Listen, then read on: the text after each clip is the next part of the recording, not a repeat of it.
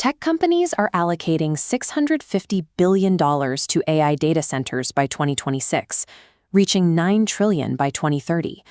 The Marshall Plan, Manhattan Project, and Apollo program combined barely register on this graph. AI infrastructure spending dwarfs history's biggest industrial projects.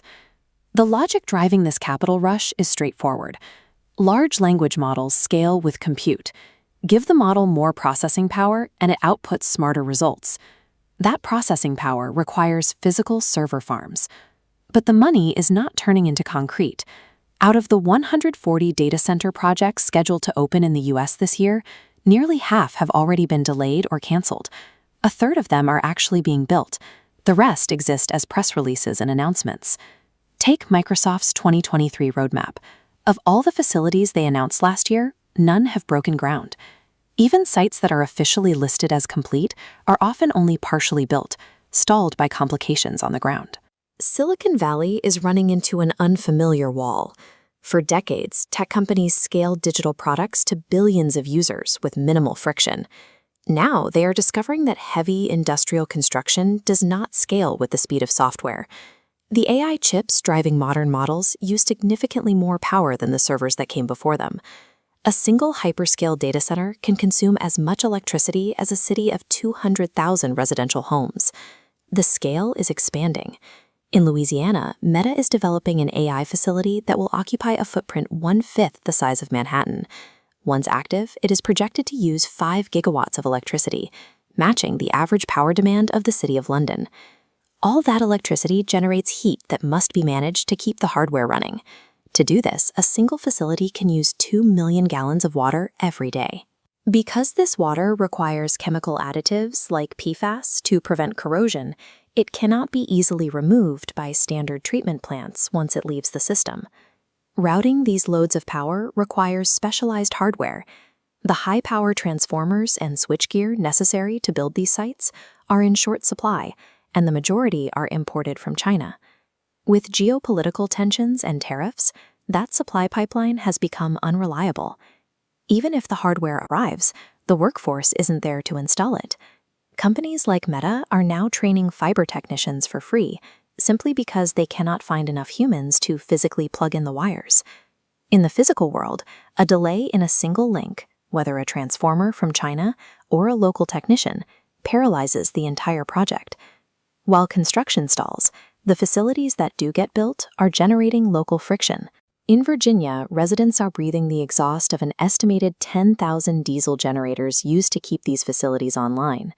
The impacts include a consistent low-frequency hum from cooling systems that vibrates through bedroom walls and heavy sediment appearing in local drinking water after construction begins. Residents are also paying the price through their utility bills. To subsidize the grid upgrades for data centers, power companies are raising rates for homeowners. In Oregon, consumers have seen a 50% increase in their electricity bills since 2020. This local friction is compounding a financial shift. The hyperscalers have used up their own cash reserves and are now borrowing money to fund these projects, making them net debtors without a guarantee of future profits.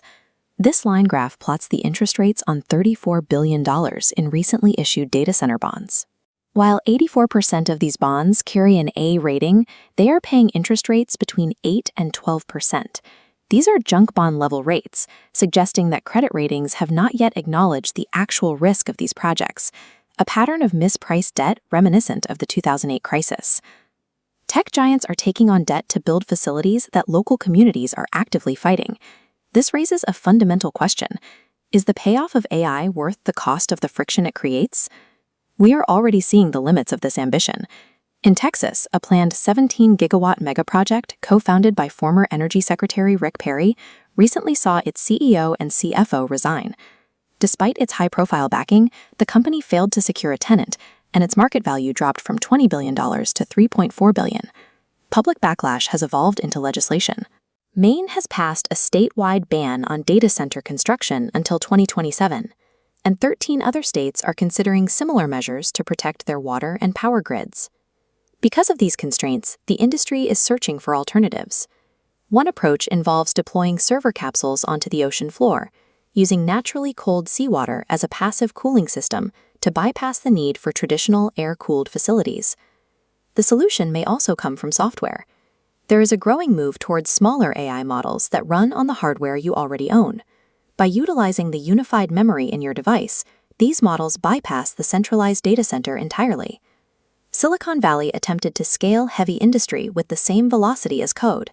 Now they are discovering that no matter how revolutionary the software, the future of technology remains strictly bound by the immovable limits of the physical Earth.